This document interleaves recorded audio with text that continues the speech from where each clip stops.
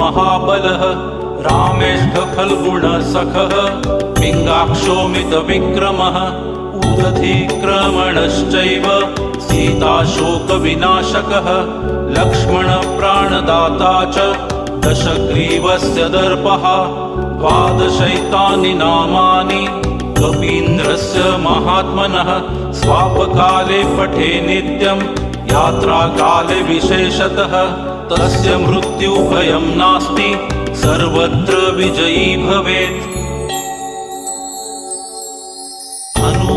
हनुमानञ्जनासूनुः वायुपुत्रो महाबलः रामेष्ठ फल्गुणसखः पिङ्गाक्षोमितविक्रमः उदधिक्रमणश्च